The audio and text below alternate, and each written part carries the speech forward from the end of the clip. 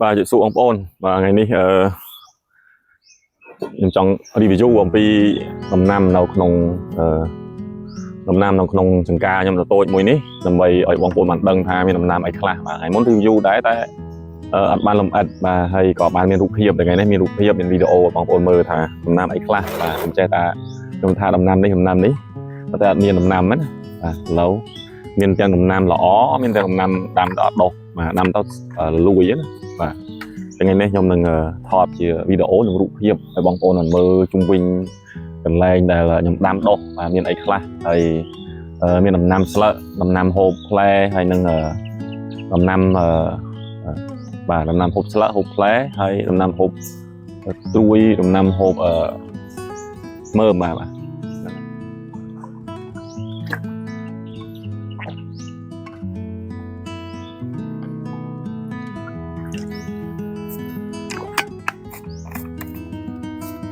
cái này phải ao cà phê thì bà tao mua tao mưa to này bà bóng ôn đầm năm để cho bằng hai bóng ôn nằm bồn ghế cứ đầm năm hộp tức vi bà tức vi mà đây là play vía thì chỉ bài việc tức cứ thấy cái bóng ôn đang ăn coach ma bà chân coach ma đi vì miền tức việc đọc mà đây là việc play là hố đó bóng ôn play ăn cất độ đầu thì coach ma nó play chụp kia bằng đại kia sẵn khánh miền tức miền chi cứ play hay nâu đằng đây để nhomកំពុងតែដាំដំណាំនេះគឺមានក្រូចឆ្មាពីរដើមធំៗបងប្អូនហើយវាចេញផ្លែផ្កាយើងចាប់ដើមដាក់ទឹកហើយដាក់ជីហើយនឹងគ្រូគល់វាចាប់ដើមចេញជាផ្លែផ្កាច្រើនមែនទេបងប្អូនអើយគឺពីគល់រហូតដល់ចុងគឺសិតតាក្រូចឆ្មាបាទសិតតាផ្លែរបស់វាបាទហើយផ្កាវាស្អាតមែនទេបាទហើយខ្ញុំចង់សាកបេវាដើម្បីដាំបន្ថែមទៀតបាទដើម្បីទុកញ៉ាំផងហើយបងប្អូនគាត់យើងអាចដាក់ធ្វើខាងមុខដើម្បីលក់បាទអញ្ចឹងបន្ទាប់ពីក្រូចឆ្មាបងប្អូនគឺយើងមានចេកបាទចេកនោះគឺមានច្រើនបងប្អូនចេកដែលខ្ញុំទុកហ្នឹងគឺមានចេកពងមាន់មានចេកដំបងហើយនឹងចេកណាំវ៉ាចេកសម្បកក្រាស់បាទមានច្រើនចេកច្រើនពូជបាទហ្នឹងហើយចេកហ្នឹងគឺផ្លែរហូតដល់ធ្ងន់ទៅអាបានទល់វាក៏បាក់កបាទដោយសារវាក្តៅពេកដល់វាទូចទៅហើយធ្ងន់ផ្លែវាធ្ងន់បងប្អូនអញ្ចឹងគឺមានផ្លែចេកដើមចេកអញ្ចឹងចេកគឺជាដំណាំដែលស្រួលដាំបាទហើយបន្ទាប់មកទៀតគឺមានមនុស្សបងប្អូនមនុស្សក៏មានច្រើនដែរពេលខ្លះកាប់ដាក់ទៅវាចាប់ដើមចេញផ្លែអាហ្នឹងមនុស្សហ្នឹងគឺដើមដុះពីលើផ្លែបាទអញ្ចឹងដើមដុះពីលើផ្លែគឺមនុស្សហ្នឹងហើយបាទបន្ទាប់ពីមនុស្សគឺមានទៀតគឺតបែកបងប្អូនឃើញតបែកដូចគ្នាអញ្ចឹងតបែកគឺវាផ្លែអត់មានរដូវទេវាផ្លែឲ្យតែប៉ះទឹកមានជីគឺវាផ្លែហើយបាទតបែកនេះគឺខ្ញុំទិញពូជគេហើយក៏បណ្ដោះខ្លួនឯងខ្លះដែរអញ្ចឹងក៏ពេលខ្លះបណ្ដោះខ្លួនឯងយើងទិញយកទៅផ្សារញ៉ាំពេលយើងយកមកបណ្ដោះខ្លួនឯងវាទៅជាពូជផ្សេងអញ្ចឹងទៅអត់ដឹងមិនញ៉ាំអត់កើតដូចយើងទិញបាទបន្ទាប់មកទៀតគឺយើងឃើញមានអីគេបងប្អូនគឺតឡាចបាទតឡាចដែលខ្ញុំបានថតតាំងពីគីឡូតិចតួចមកឥឡូវវាចាប់ផ្ដើមឡើងត្រើងហើយត្រើងនេះគឺត្រើងមេស័យបាទអញ្ចឹងវាឡើងលូតលឿនដែរបងប្អូនគឺចាប់ផ្ដើមឡើងដល់ត្រើងហើយវាលូតលឿនបាទគឺដើម្បីលូតលឿនបងប្អូនដាក់ជីអេកូពូនគល់វាដាក់ចំបើងតិចទៅបាទជួយដីជួយអីវាទៅគឺពូនគល់វាលូតបាទបន្ទាប់មកទៀតគឺសណ្ដែកបាទសណ្ដែកគូនេះហៅសណ្ដែកគូបាទសណ្ដែកគូនេះគឺបេះជាប្រចាំបងប្អូនគឺដាំតបានបេះហើយចាប់ផ្ដើមបេះរាល់ថ្ងៃបន្ទាប់ពីសណ្ដែកគូមានរនងបាទរនងនេះគឺផ្លែវាទូចបងប្អូនអើយខ្ញុំឃើញគ្រាប់វាខ្ញុំឃើញក្នុងរូបថតគឺដូចមើលទៅរឿងធំណាបាទដល់ពេលដែលចូលមកដាំមកហើយលេងចេញផ្លែមកទូចក៏ប៉ុនមេជើងបងប្អូនឃើញក្នុងរូបនេះមើលទៅហាក់ដូចធំប៉ុន្តែអត់ទេគឺទូចមិនដឹងថាដោយសារតែវាខ្វះជីឬក៏មិនដោយសារខ្ញុំដាក់ជីហ្នឹងគឺបានដាក់គីមីអីទេគឺយើងដាក់ជីអេកូបាទប្រើជីអេកូដាំវាហើយប៉ុន្តែនងបងខ្ញុំដាំគឺមើលធំជាងនេះបាទអាចពូជផ្សេងខ្ញុំគិតថាមកពីពូជបងប្អូនអញ្ចឹងបញ្ហារបស់នងគឺអាសត្វពណ៌លឿងហ្នឹងវាមកតិចវាមកជុំដាក់ទៅវាពណ៌លឿងទៅវាស្អុយនងស្អុយច្រើនបងប្អូនហើយមានដង្កូវសញ្ញេទាំងទៀតបាទនេះជារនងបងប្អូននងដាំយូរហើយប្រហែលជា2ខែជាងហើយទៅបានផ្លែបាទហ្នឹងហើយបងប្អូនបន្ទាប់ពីរនងយើងនឹងមើលជាមួយគ្នាបងប្អូនដឹងថាដំណាំអីទៀតទេសាកទាយមើលបាទ មានច្រើនមុខបាទក្នុងកន្លែងទូចមួយបងប្អូនសាកទាញមើលបន្ទាប់ពីដំណងតើជារុក្ខជាតិអ្វីបងប្អូនតើដំណាំអ្វីទាយត្រូវទេបាទបងក៏ជាទាយមិនត្រូវទេបាទតែខ្ញុំប្រាប់បើទាយមិនត្រូវទេបាទបន្ទាប់ពីដំណងគឺល្ពៅបងប្អូនល្ពៅនេះគឺជាល្ពៅហូបផ្លែបាទល្ពៅហូបផ្លែហ្នឹងហើយល្ពៅហូបផ្លែនិងល្ពៅហូបស្លឹកខុសគ្នាបងប្អូនអើយល្ពៅហូបស្លឹកនៅពេលដែលខ្ញុំដាំឃើញវាដុះស្លឹកច្រើនទៅវាឃើញផ្លែទៅយើងអត់ដឹងទុកទៅអត់បានទេអត់បានផ្លែទេហើយល្ពៅនេះល្ពៅយើងមើលរូបភាពល្ពៅហូបផ្លែនេះតាមលាយជាមួយនឹងដើមផាសិនបាទដើមផាសិនហ្នឹងក្រូចទ្រើងបងប្អូនក្រូចទ្រើងហ្នឹងពូជខ្លួនឯងបណ្ដោះខ្លួនឯងដាំខ្លួនឯងហ្នឹងឯងបងប្អូនអញ្ចឹងក្រូចទ្រើងនេះក្រូចទ្រើងឡើងជាមួយហើយធ្វើទ្រើងរួចហើយបងប្អូនទ្រើងហ្នឹងគឺធ្វើឲ្យឡើងជាមួយនឹងល្ពៅដូចគ្នាបាទអញ្ចឹងនៅទ្រើងហ្នឹងគឺมันជាខ្ពស់ទេអាទ្រើងនោមខ្ពស់ជាងបាទហើយនៅក្បែរក្រូចទ្រើងនេះក៏មានដើមស្វាយដែរបងប្អូនបាទគឺចន្លោះហ្នឹងមានដើមស្វាយច្រើនមុខបាទខ្ញុំរកកាប់ចោលដែរដោយសារស្វាយថោកតែมันអត់កាប់ទេសម្រាប់ថាអត់កាប់វិញព្រោះថាយើងអាចញ៉ាំទុកជាម្លប់ដែរបន្ទាប់ពីស្វាយឃើញថាមានដើមអង្គាដីបាទអង្គាដីបងប្អូនអង្គាដីនេះគឺជាបន្លែហូបស្លឹកហើយនឹងហូបផ្កាវាបងប្អូនហើយបើសម្បកវាគឺយើងយកទាស់វាយើងអាចបាត់ឈឺកមានន័យថាឈឺកទៅយើងបៀមសម្បកអង្គាដីយើងបាត់ដែរខ្ញុំធ្លាប់មានបទពិសោធន៍បាទអង្គាដីនេះគឺអង្គាដីគេហៅថាអង្គាដីស្រាលព្រោះខ្ញុំដាំឆ្លាស់ជាមួយនឹងស្លឹកគ្រៃជាមួយនឹងអីហ្នឹងបាទហើយបន្ទាប់ពីអង្គាដីគឺស្លឹកគ្រៃបងប្អូនស្លឹកគ្រៃនេះគឺដាំមុនមិញគឺដាំមិនសូវកើតទេបាទឥឡូវចាប់ដើមចេញពូខៀវហើយបន្ទាប់ពីអង្គាដីបន្ទាប់ពីស្លឹកគ្រៃគឺពោតបារាំងបងប្អូនបាទពោតបារាំងអញ្ចឹងពោតបារាំងឬក៏ពោតលាវនេះគឺវាត្រូវការជីបាទជីហ្នឹងនៅពេលដែលមានជីយើងកាច់មកវាឡើងតាមគ្នាខ្ញុំកាច់ហើយជា 4-5 ដងហើយបងប្អូនអើយមកដើមនេះវាឡើងកាច់តគ្នាហើយអត់សូវល្អទេកន្លែងណាដែលមានជីច្រើនទេវាល្អបាទយើងដាក់ជីអេកូនោះអញ្ចឹងវាមិនសូវល្អដោយសារយើងមិនមានជីប្រើជីគីមីដើម្បីដាក់ឲ្យវាល្អអញ្ចឹងបន្ទាប់ពីពោតបារាំងគឺមានទឹកសក់បងប្អូនទឹកសក់នេះដូចគ្នាដែរគឺវាប្រែងបាទហើយផ្លែវាអត់ល្អទេដោយសារតែយើងដាំនេះវាបានប្រើជីអញ្ចឹងប្រើតែជីធម្មជាតិអញ្ចឹងវាឡើងមកវាអត់សូវបានល្អប៉ុន្តែនៅតែផ្លែអញ្ចឹងបងប្អូនហើយញ៉ាំទៅវាផ្អែមវាមានរសជាតិផ្អែមបាទហ្នឹងហើយនឹងទឹកសក់បាទបន្ទាប់ពីពោតបារាំងហើយទឹកសក់បន្ទាប់ពីទឹកសក់ហើយបងប្អូនតិចទៀតដឹងអត់គឺត្រប់បងប្អូនត្រប់នេះគឺត្រប់ម៉ែគាត់យកពីប្រទេសមីងមកមីងគាត់ដាំត្រប់ទៅគាត់មានសាបកូនទៅវាមានសល់ច្រើនគាត់ដោះមកគឺខ្ញុំឲ្យម៉ែគាត់យកមកឲ្យដាំអញ្ចឹងត្រប់ហៅត្រប់វែងឬក៏ជាទូទៅហៅត្រប់កដោះគោបាទមានត្រប់ហើយមានតកួនទេតកួនហៅតកួនព្រៃតកួនដោះវាតាមនឹងបានដកចេញទេមើលទៅឃើញផ្កាស្អាតដែរ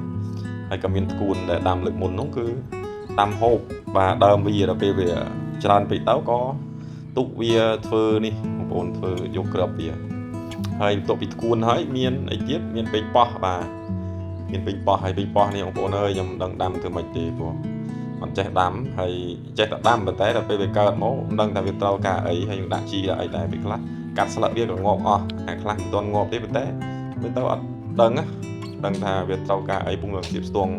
មើលវាថាអាចដាំបានមិនហើយប្រើជីអីខ្លះពងស្រាវជ្រាវមើលបងប្អូនហើយហ្នឹងហើយបន្ទាប់ពីពេញប៉ោះគឺមានផ្ទីបាទផ្ទីដូងផ្ទីនេះតាមពិតទៅវាដុះខ្លួនវាហើយវាដុះនៅកន្លែងផ្សេងគ្នាទៅខ្ញុំក៏ជីវាដល់ជីវាដាក់នៅកន្លែងមួយដុំគ្នាវាដើម្បីយើងធ្វើម្ហូបស្អីទៅយើងមកបេះទៅយើងមកកាត់ទៅវានៅជាមួយគ្នាបងប្អូនបាទនឹងហៅផ្ទីដូងបន្ទាប់ពីផ្ទីដូងហើយគឺមាននឹងអីហ្នឹងស្លឹកម្រះប្រៅបាទម្រះប្រៅហ្នឹងគឺដាំដំណាំចាស់ដល់ពេលវាដុះខ្លួនវាឲ្យតែត្រូវទឹកគឺដុះប្រងមកហើយបងប្អូនអញ្ចឹងអាគ្រាប់វាហ្នឹងធ្លាក់ទៅហើយមានប្រយោជន៍ដែរវាធ្វើឲ្យយើងញ៉ាំទៅត្រជាក់ខ្លួនត្រាំទឹកញ៉ាំគ្រាប់ជីហ្នឹងបាទហើយបន្ទាប់ពីជី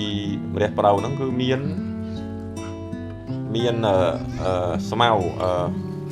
sao mau prey ông bố ơi bạn đâm để tại việc đột thực tế nhưng ai vô một ngò hụt lụa thì có slo và hơi các bạn lọ các bạn ông ôn cứ sao mau prey nè là ngày sao mau prey hay fly việc hòm lưng nó vô nhằm cột để bạn ông ôn sập nhằm sao mau ấyបន្ទាប់ពីសៅម៉ោងប្រៃមានអីទៀតគឺមានស្លឹកបាសហើយនឹងបាទស្លឹកបាសដុសជាមួយនឹងដេងបាទដេងនេះគឺរំដេងស្រកបាទដេងស្រកហើយក៏មានរំដេងប្រៃដែរបាទមានរំដេងស្រកមានរំដេងប្រៃបាទហើយបន្ទាប់ពីនឹងមកមានដើមល្មុតបងប្អូនល្មុតនេះគឺសាកមេវាយកមកដាំហើយដាក់ទឹកមកវាឡើងត្រួយចាំមើលយកអាចគោយឲ្យមកដាក់មកចាំមើលបានផ្លែបានញ៉ាំហើយបន្ទាប់ពីល្មុតមានដលងជ្វាបងប្អូនដលងជ្វានេះពូជយកមកពីក្រេខាងជើងបាទមិត្តភ័ក្ដិយកឲ្យអញ្ចឹងតែដាំនៅនេះគឺអត់កើតទេបងប្អូនអើយបានតែស្លឹកគឺល្អមែនទេណានេះដលងជ្វានេះហើយដើមនេះដើមគូលែនបងប្អូនដើមគូលែនហ្នឹងហើយដើមគូលែនហើយមានដើមប្រេងមួយទៀតប៉ុន្តែអត់បានថតទេសំទោសដែរហើយនេះមួយទៀតគឺត្រមូងបងប្អូនគឺដើមត្រមូងអាហ្នឹងគឺញ៉ាំស្លឹកវាហើយផ្លែវាញ៉ាំកាជូដែរបងប្អូនចឹងនៅក្នុងព្រៃដែលដីដែលខ្ញុំនៅនេះដាំនេះគឺមានរុក្ខជាតិព្រៃច្រើនបាទត្មូងនេះអត់បានដាំទេដុះខ្លួនវាហើយយើងឆ្ការព្រៃដុះព្រៃទូចៗហ្នឹងគឺយើងអត់បានកាប់ទៅចោលទេទុកវាញ៉ាំស្លឹកបាទស្លម្ជូរក្បាលត្រីគឺឆ្ងាញ់តែម្ដងបាទហើយផ្កាត្មូងមានផ្កាវាទូចៗបាទឯសារក្នុងព្រៃនេះពីមុនគឺដើមធំមានដើមធំបាទដោយសារដឹងអ្នកណាកាប់ទេបងប្អូនគឺវាដុះទៅវាបាក់មេបាក់អីផងដឹងតែដឹងណាកាប់ឬក៏ងប់ខ្លួនវាប៉ុន្តែឃើញមានកូនច្រើនកូនទុកវាហ្នឹងហើយបន្ទាប់ពីត្មូងបងប្អូនគឺខ្ញុំចង់បង្ហាញបងប្អូននៅដើមត្រៀលបងប្អូនដើមត្រៀលនេះគឺធំអត់កាប់ទេដើមត្រៀលដូចជាវើគាត់ជាវើហើយដើមធំហើយវាឡើងដើមឈើយ៉ាងខ្ពស់បាទវាឡើងជួបជាមួយនឹងដើមឈើហើយវាឡើងដល់លើនោះវ៉ាវបងប្អូនអើយហើយអត់កាប់ទេចាំមើលរៀបចំទុកអញ្ចឹងបងប្អូនដើម្បីឲ្យបងមើលថតដើម្បីបងប្អូនឃើញហើយដើមត្រៀលនោះវាឡើងជាមួយនឹងដើមគុយខែនេះចាប់ដើមផ្កាតិចហើយនេះចង់បង្ហាញពីដើមវាហើយនៅពេលដែលដើមវាឡើងទៅលើហើយផ្លែវាជ្រុះងបងប្អូនយើងឡើងបែបកើតនោះហើយដោះគ្រាប់វាដោះចាំមើលពេលដែលលើក្រោយមានទុំលើក្រោយគឺរើសវាដាក់នឹងកន្ទងដើម្បីបណ្ដោះអាចលក់បានបាទអញ្ចឹងទោះពីដើមគុយហើយមានដើមសេមន់បាទសេមន់នេះបងប្អូនអើយដើមធំណាស់មកដើមនេះបែកចេញជា3បងប្អូនគឺខ្នែងមេទៅលើតែម្ដងគឺជ្រងច្រាងមើលបងប្អូនអើយគឺជ្រងច្រាងហើយតែខ្ញុំធ្វើវីដេអូមុនហ្នឹងបងប្អូនឃើញហើយដើមសេមន់នេះឯងដែលខ្ញុំចង់ថាគិតថាបើសិនជាធ្វើជាផ្ទះលើហ្នឹងណាធ្វើផ្ទះទូចមួយលើហ្នឹងដូចពីចុះអញ្ចឹងវ៉ាវគឺទេសភាពស្អាតបងប្អូនគឺមើលទៅស្អាតហ្នឹងហើយមានដើមរំដួលហើយដើមត្មេងបងប្អូនឃើញខ្ញុំបានថតដល់លើទេដើមរំដួលដល់ត្មេងហើយអស់ជំវិញកន្លែងនេះគឺទុកកន្លែងអាំងសាច់ហើយបាទទុកកន្លែងអង្គុយទៅដាក់ក្នុងភ្លើងអាំងសាច់អាំងដុតដលងដុតពោតទៅបងប្អូនបាទអញ្ចឹងកន្លែងហ្នឹងឯងបាទមានដើមរស័យទៀតដើមរស័យបាទហើយដឹងប្រហែលមុខអីបងប្អូនបានរាប់មើលអត់ខ្ញុំបានរាប់មើលដែរបាទហើយមានដើមកញ្ញូងបងប្អូននេះដើមកញ្ញូងគឺបែបនេះគឺស្លឹកវាល្អិតបាទមានកញ្ញូងនៅក្នុងដើមនេះខ្ញុំនៅក្នុងដីនេះគឺខ្ញុំបានកាប់វាចោលទេគឺអាទូចទូចấyទូកឹះវាសេរីដាក់តាមទីតាំងដែលយើងចង់ដាក់វាបាទមានដើមធំក៏មានដើមតូចក៏មានបងប្អូននងក៏ដាក់ត្រូវដាក់ណែចំណើបេះបានបេះ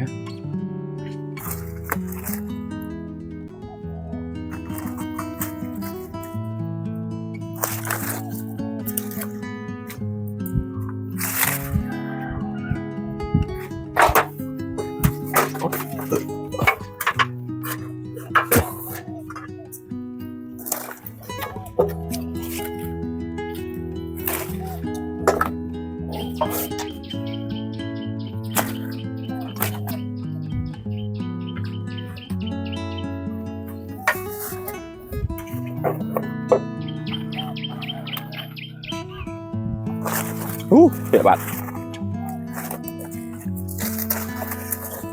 Ô.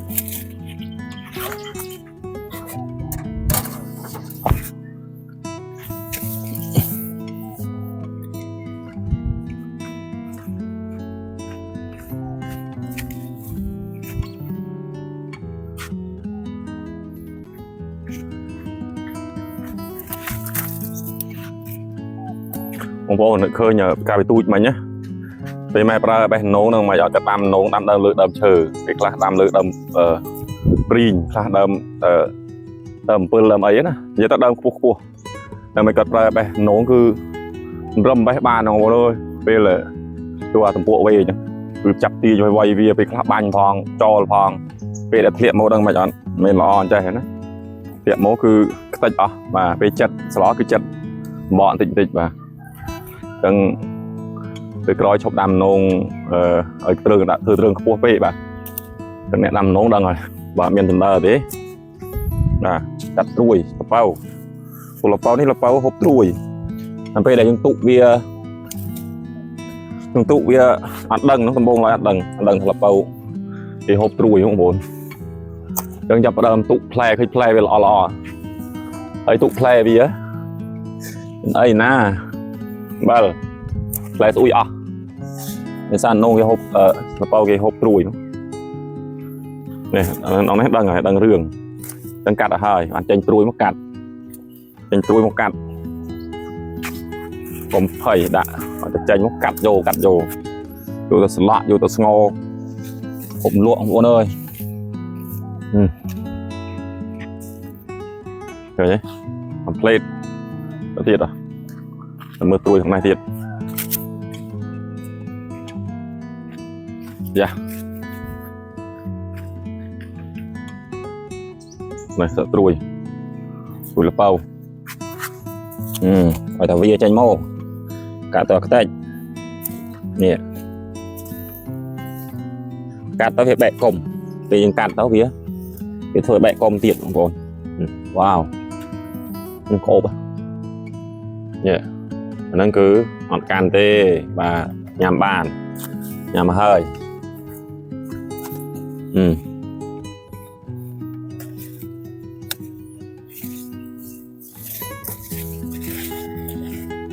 nè hình lụa tam xá cứ cái lụa tôi nữa hồn tôi ăn tự nó thì cắt vô từ lụa để ban lụa nhưng mà sao cắt vô từ lụa có ban lùi này nâng cái tinh pe nâng na trôi lụa là trôi lụa hoặc pe một ngày ban thời cải vàoอันนี้หบตรุยมาจากมาหบแพลนั่งเมียนเดิมลงเดียดต้องโบต่อไปเดียดไปเหอะไปนงมันยังเดียดต่อ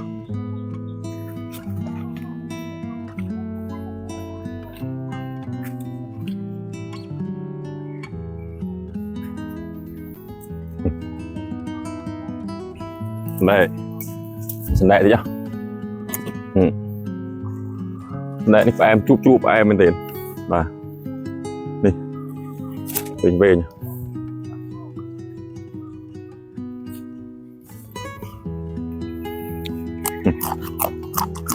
quấy mà muốn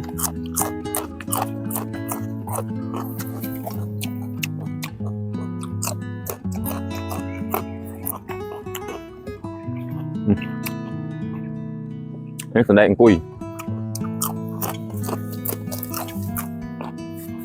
đèn cùi tầng cùi bay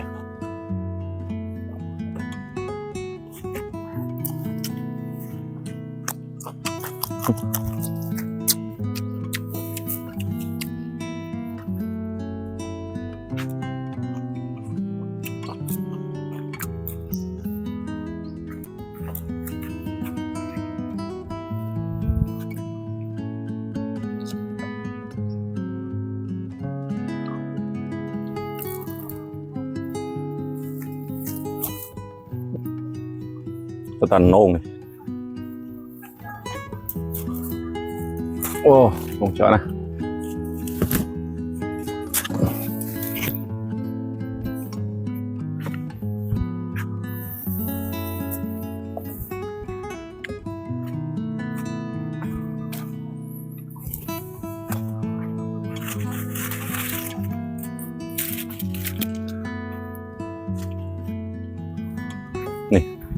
nào không đấy không bộ nó không lên trang bình thìa á anh pui thông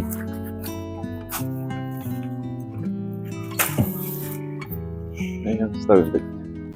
cắt ហើយจะមើលវាអានអូយ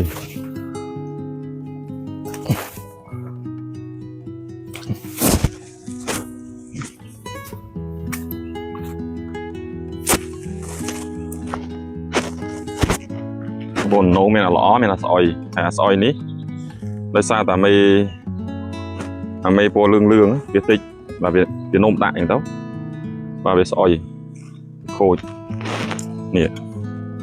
ញ៉ាំកងងដោយសារវានៅលើទ្រើងបាទខ្ញុំមកបេះទៀតដោយសារបងអូនធ្វើម្ហូបច្រើនគេថាបេះច្រើនមក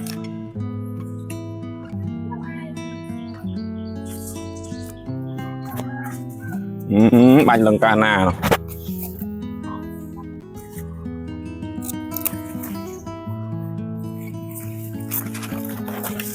អូននេះពូជវាតូចបាទពូជវាតូច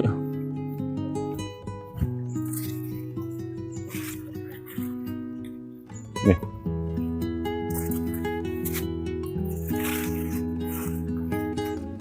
តើវិញមើលបំវិញមើលទេគឺដឹងចាស់អូនេះអត់ខ្ពស់ណា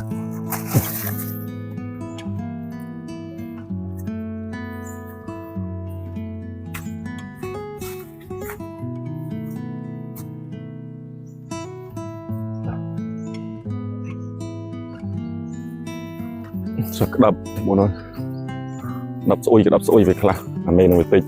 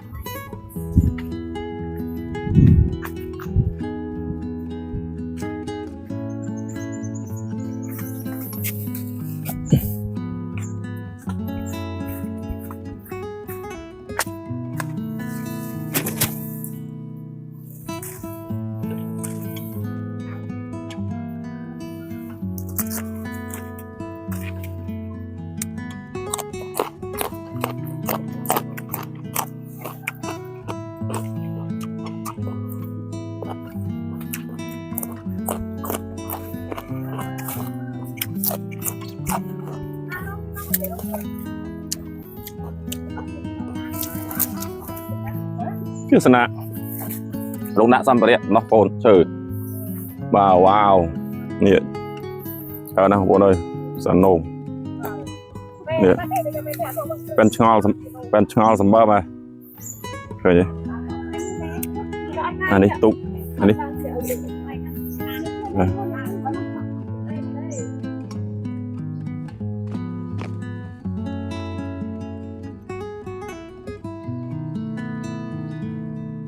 នឹងហើយបងប្អូនបន្ទាប់ពី review បន្លែដំណាំនៅក្នុងកសិដ្ឋានដ៏ទូចមួយនេះចប់ហើយខ្ញុំចង់បងប្អូនឃើញសកម្មភាពនៃការធ្វើផ្លូវចូលបាទធ្វើផ្លូវចូលក្នុងដីនេះបងប្អូនគឺធ្វើផ្លូវចូលក្នុងដីនេះគឺជីកសងខាងដើម្បីឲ្យវាពង្រាបវាសងខាងបាទដើម្បីជីកបានខែនេះគឺត្រូវដាក់ទឹកវាតិចទៅយើងជីកវាបងប្អូនអើយព្រោះដីវារឹងខ្លាំងអញ្ចឹងដាក់ទឹកម្ដងតិចធ្វើម្ដងតិចគឺយើងកាត់ជាផ្លូវដើម្បីជីកមកពីផ្លូវនោះគឺចូលបានបាទអញ្ចឹងជីកឡានក៏ចូលបានម៉ូតូចូលបានតែផ្លូវនេះគឺធ្វើគិតថាម៉ូតូចូលហើយចង្រៀងជំវិញចង្ហៀងវាសងខាងនេះខ្ញុំចង់ដាក់ជាដំណាំដែរបងប្អូនចាំមើលគិតដាក់ដំណាំអីគិតអត់ទាន់ឃើញទេថាដាក់ដំណាំអីហើយខ្ញុំចង់ដាក់ជាដូងដែលដំណាំវាយូរវែងដែរជាដូងហើយនឹងដំណាំមុនតែដូងបានអោយផលយើងដាក់ដំណាំតែបន្ទាប់បន្សំសិនព្រោះដូងនេះខ្ញុំចង់ដាំនៅដីខ្ញុំមកកន្លែងទៀតតែម៉ែគាត់ចែកឲ្យគឺចង់ជីជាស្រះមួយយ៉ាងទៅហើយយើងរៀបចំដាក់ដាំដូងព្រោះដូងវាមានចំណូលពេលវាផ្លែបាន3ទៅ4ឆ្នាំវាចាប់ផ្ដើមឲ្យផ្លែវាផ្លែរហូតដែរបងប្អូនអញ្ចឹងយើងលក់តែមួយ 1,500 នេះយើងអាចបានរាល់ថ្ងៃអញ្ចឹងមិនរាល់ថ្ងៃអីទេគ្រាន់តែមកទឹកម្ដងយើងបេះបានតែបើច្រើនបើសិនតែច្រើនដើមយើងអាចលក់រាល់ថ្ងៃបាទហ្នឹងហើយចង់ដាក់ដូងកាបូបឬក៏ដូងទៀបតកែហ្នឹងហើយតែនៅពេលក្រោយបាទតែពេលនេះគឺធ្វើផ្លូវចូលនេះ គឺដើម្បីរៀបចំឲ្យមានផ្លូវចូលហើយមកពីខាងមុខផ្លូវខាងមុខមកហើយចូលមកគឺជិះមកដល់កន្លែងដែលដំណាំស្រាច់បាទហើយអាចថាពេលក្រោយទៀតខ្ញុំធ្វើកន្លែងធ្វើម្ហូបបាទខ្ញុំចង់ធ្វើកន្លែងធ្វើជាកន្លែងធ្វើម្ហូបមួយសម្រាប់យើងបេះដំណាំបេះផលដំណាំដែលនៅនឹងមកហើយដូចសัตว์ដូចអ្វីដែលយើងធ្វើបានយើងចំអិននៅនឹងបងប្អូនឆ្អិនពេលដែលយើងទៅនេយើងមានមិត្តភ័ក្តិមានបងប្អូនមកលេងអញ្ចឹងទៅយើងចំអិនញ៉ាំជុំគ្នានៅក្រោមដើមឈើនឹងបាទ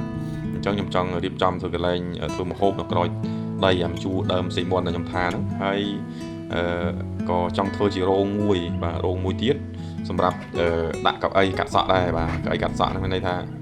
ដាក់គ្រាន់មានអ្នកដែលមកលេងគាត់មានសក់វែងក៏កាត់សក់ឲ្យគាត់ទៅបាទមិនបានចុះកាត់សក់តាមភូមិក៏នៅកន្លែងអ្នកណាមកដល់មកលេងយើងកំពុងតែធ្វើទៅយើងឆ្លៀតកាត់សក់បានមួយក្បាលពីរក្បាលទៅបាទអញ្ចឹងក៏អាចជួយដល់សហគមន៍ខ្លះដែរអញ្ចឹងសូមបងប្អូនជួយមើលវីដេអូឲ្យបានគ្រប់នាទីទៅបងប្អូនហ្នឹងហើយដើម្បីឲ្យបានចាប់បានmonetize ហើយចាប់បានលុយដើម្បីបន្តដំណើរគម្រោងបន្តបន្ទាប់ទៀតបាទអញ្ចឹងមានអីទេបងប្អូនអើយអញ្ចឹងការខំប្រឹងប្រែងនេះគឺឆ្លៀតពេលវេលាធ្វើទេអញ្ចឹងអរគុណបងប្អូនដែលតាមដានហើយមើលវីដេអូមួយទៅវីដេអូមួយហើយបងប្អូនឃើញ comment សួរលេងច្រើនបងប្អូនអរគុណច្រើនដែលបានទំនាក់ទំនងគ្រប់ត្រូលហើយឲ្យខ្ញុំបានស្គាល់បងប្អូនដែរបាទហ្នឹងហើយបងប្អូននេះជាផ្លូវបាទផ្លូវទៅថ្នល់បាទទៅថ្នល់ហើយថ្នល់ខាងមុខហ្នឹងបាញ់យាយបងប្អូនគឺហុយដីខ្លាំងណាស់ដីក្រហមហ្នឹងហើយអញ្ចឹងធ្វើផ្លូវមួយថ្ងៃតិចហើយបងប្អូនឃើញដើមចេកនៅកណ្ដាលផ្លូវហ្នឹងគឺហេតុអីបាននៅកណ្ដាលផ្លូវដោយសារតែមិនជីកចេញដោយសារដើមចេកហ្នឹងជាដើមចេកដែលមានខាងដើមចេកពងមាន់ណាអញ្ចឹងអត់កាត់ចេញទេគឺចាប់ដើមជីកហើយរកកន្លែងដាក់ដាំវាអញ្ចឹងចាំមើលធ្វើផ្លូវហើយចាំមើលជីកចេញហើយយើងវាឲ្យស្មើស្អាតបាទអញ្ចឹងនៅខ្វះហើយជាបងប្អូនការងារជាកសិករ10ម៉ែត្រ40ម៉ែត្រស្រួលទេបាទ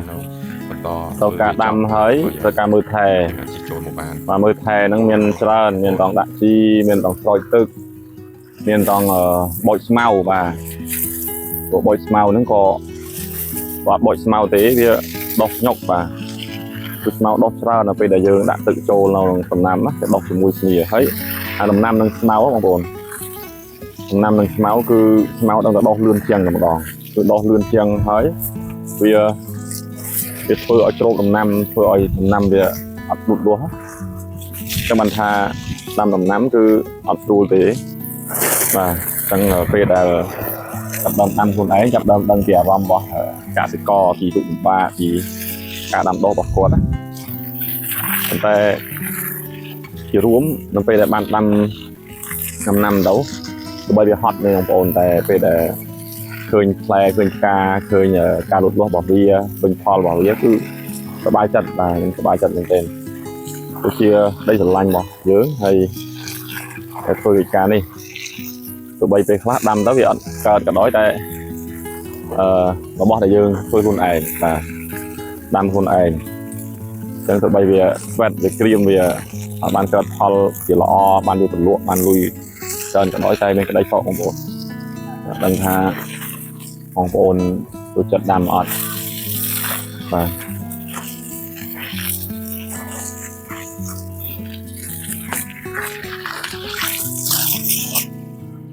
អូនបន្ទាប់ពីស្ដាប់ខ្ញុំបានរៀបរាប់អំពីដំណាំមួយបាទបងប្អូនឃើញរូបភាពឃើញពីរូបភាពឃើញផ្កាឃើញផ្លែឃើញទិដ្ឋភាពជាក់ស្ដែងរូបភាពដែលឈ្មោះនៃដំណាំហ្នឹងសង្ឃឹមថាបងប្អូនស្គាល់ពីដំណាំហ្នឹងមិនដឹងថានៅកន្លែងបងប្អូនមានអត់ទេដំណាំដែលខ្ញុំរៀបរាប់នៅកន្លែងដែលខ្ញុំដាំនេះហើយបងប្អូនស្គាល់ទាំងអស់អត់ទេបាទអញ្ចឹងអាចហៅខុសគ្នាកន្លែងបងប្អូនហៅផ្សេងកន្លែងខ្ញុំហៅផ្សេងហើយមានដំណាំជាច្រើនទៀតដែលអត់ទាន់មានបងប្អូនអញ្ចឹងទេបើបងប្អូនមានពូជអាចប្រាប់ផងថាដំណាំអីស្រួលដាំនៅខាងខ្មែរនេះហើយតំបន់ស្ថានភាពអាកាសធាតុបែបនេះដាំដំណាំអីដែលល្អហើយបាត់ការដាំនេះក៏មិនមែនជាអ្នកជំនាញខាងកសិកម្មទេគាត់ដាំដើម្បីឲ្យមានបទពិសោធន៍បាទហើយដាំនេះកំពុងតែយកបទពិសោធន៍បងប្អូនចង់ដាំដែរចង់យកបទពិសោធន៍ដែរអាចមកទីនេះហើយដាំជាមួយគ្នាហើយខ្ញុំអាចចែករំលែកបទពិសោធន៍នៃការដាំបានខ្ញុំចែករំលែកឲ្យបងប្អូនបានដឹងហើយហ្នឹងហើយបងប្អូននៅតែអរគុណបងប្អូនដែលបានតាមដាននៅវីដេអូដែលខ្ញុំផលិតឡើងនេះហើយសង្ឃឹមថាគ្រប់វីដេអូនីមួយៗនឹងឲ្យបងប្អូនអាចរៀនបានថ្មីអំពី សារនភាពបរិបត្តិនៅក្នុងខ្មែរនៅទីនេះបាទនៅកន្លែងតំបន់សហគមន៍ដែលខ្ញុំរស់នៅនេះហើយនៅវីដេអូក្រោយៗទៀតខ្ញុំនឹងធ្វើអំពីការចិញ្ចឹមមាន់បាទមានមាន់ចាប់ផ្ដើមដាក់តិចៗហើយមាន់ហ្នឹងប្រវាស់ពីបងពីប្អូនអ្នកដែលស្គាល់ហ្នឹងគឺយើងបានមាន់មកប្រវាស់បាទប្រវាស់មានន័យថាយើងយកមាន់មកខ្ញុំដាក់ចិញ្ចឹមហើយមានន័យថាចិញ្ចឹមបានហើយចែកកូនគ្នាបាទចែកកូនគ្នាអញ្ចឹងយើងធ្វើអញ្ចឹងហើយមានត្រីហើយមានមាន់ហើយមានខ្យងហើយមានកន្ធាយបាទអញ្ចឹងយើងនឹងធ្វើបន្តិចបាទបើធ្វើច្រើនពេកយើងធ្វើម្នាក់ឯងបាទអាចធ្វើទៅកើតទេអញ្ចឹងដល់មួយថ្ងៃបន្តិចហើយមួយថ្ងៃមានពេលតែ2ម៉ោងឬក៏យ៉ាងច្រើនគឺ2ម៉ោងបាទអញ្ចឹងកន្លះម៉ោង1ម៉ោងអីគឺយើងមកធ្វើវាអញ្ចឹងក៏សូមអរគុណម្ដងទៀតបងប្អូនដែលបានតាមដានទស្សនាវីដេអូនេះហើយសង្ឃឹមថាបងប្អូននឹងគាំទ្រនៃការដែលខ្ញុំធ្វើវីដេអូនេះបាទសូមអរគុណសូមសុខភាពល្អទាំងអស់គ្នាជម្រាបលាជួបគ្នាវីដេអូក្រោយទៀតបាយបាយ